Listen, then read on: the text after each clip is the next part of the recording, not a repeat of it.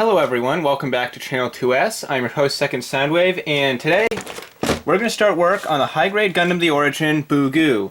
This is Rainbow Row's Bugu. I already told you that in the unboxing, so I'm just going to dive right in and we're going to start building. So I haven't done like an actual episode of Gunpla News for a while now, which is a shame because there's actually been some pretty cool stuff that we got pictures of now. For starters, we have basically all the official images we'll need of the BARBATOS Rex, the 1/100 scale full mechanics. So you can see on the screen right now we got the box art for it. It looks really awesome. In addition to that box art, we also have pretty much every official image we could possibly want of it. So here we can see it holding its mace, and you'll notice that there's a little stand for the mace because apparently, just like with the high grade, he won't actually be able to hold up his own weapon. Kinda disappointing, but at least they kinda gave you a way to fix that. The mace also looks like it stores on his back because you can see it right here plugged into his back kind of horizontally, just like how they do with a lot of the bazookas on a lot of the older Gundams, so it's kind of cool to see that. Also, another shot of the back here where we can see that apparently he's going to have like these sub-arms that flip out of his main arms, and that's pretty awesome. I mean, I don't even really know what they're going to do with them yet, they just look neat, and I like that. And if you remember back to the box art, I'm going to put that up again here so you can see what I'm talking about. There's like a red banner kind of running along the bottom of it, and that's because the first production runs will include a 1/100 scale action base and some stickers to kind of customize it for the BARBATOS Rex. You're going to get a couple little Tekadon logos. They're going to do something very similar with the Gundam Bale, but it'll have Yellowhorn logos, so that's pretty cool.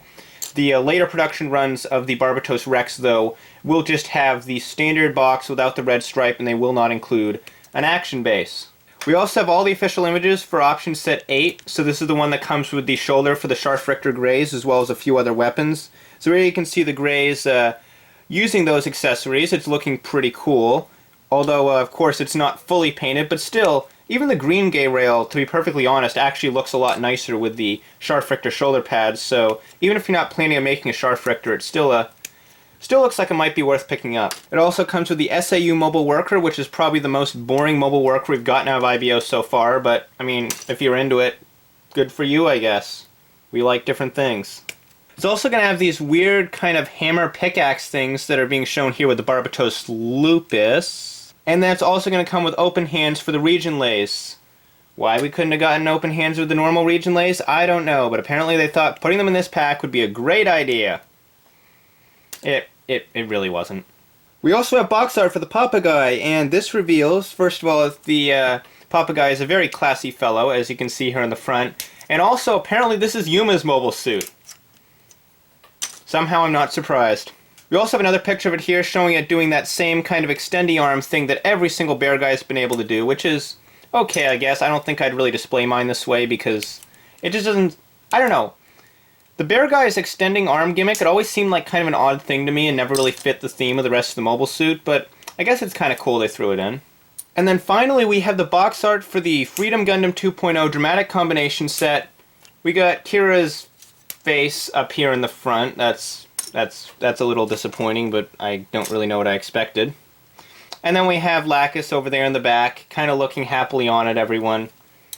You don't actually get a Lacus bust with this, it just comes with the Kira bust, although there will be a Lacus bust coming out later this month, so I'm guessing they're probably going to synchronize those two releases since they're featuring her so heavily on the box of the Freedom.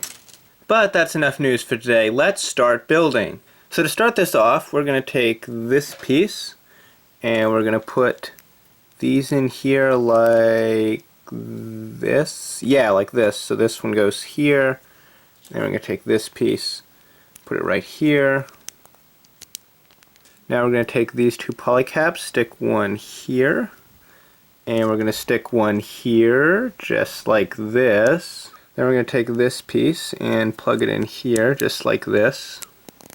And that'll hold these on, but not the polycaps, apparently. So now we're just going to take these two pieces and stick them together. It's probably upside down, isn't it? Yeah, it was upside down. So then we take this and we clip it on here. And then this is going to go right in here. Just like this. So that's going to have a nice sturdy little connection. And then we're going to take these, and this should go Hopefully that polycap will stay in place, because right now it's been one of the biggest problems for me during this build. There we go. Finally got those on. The polycaps did give me a bit of trouble, but ultimately it didn't take too long. So now we're going to take this piece, and we're going to take this polycap right here, push it in, take this piece, lock it in right here, and we're going to stick this little blue part here on the front. Just like this. It should just click right in. Just like this. And that's all nice and securely locked into place now. So now we just put this over the front. Just like this. And then we take this. Pop it down over the top. This is going really quickly, I have to say, compared to that real grade build strike I just built. Which I guess should be obvious since that was a real grade and this is a high grade, but every time I build like a master grade or a real grade, it's always so refreshing to come back to a high grade and just have a quick, simple build like this. What it looks like is that the pieces on the Origin Zaku that allowed it to crunch forward actually allow the shoulders to tip back on the Bugu, which is kind of interesting. But now what we're going to do is we're going to take these two pieces together, and then we're going to grab this backpack unit, and we're going to push these onto each other like this, and they go together just like that. Then I'm going to take these two little thrusters, stick one in here, stick one in here, and then stick it on the back right here. And now we got to put some hoses on this guy. So we have these ones here, and these ones have a little kink in them so you can bend them up. And you should be careful with these. I've noticed the ones on my Zaku 2 do have a little bit of stressing underneath them, so possibly you might want to put a little bit of plastic cement in the groove right here to kind of hold it into this position so it's not putting so much stress on the plastic, because that could possibly cause issues over time. And you don't want your hoses breaking, because that'll not look good. But it looks like there's not too much stress on these. They're not really bending or flexing around too much. You're just bending them into shape basically, and then clicking one end in back here just like this, and then one end and at the front, and they click in very comfortably. There's really no struggling around with the hoses on this like there is on the real grade Zakus, so that's a good thing to see. Do these click? Yeah, they do. Oh, they even click in the front. Okay, that's nice. I wasn't expecting that.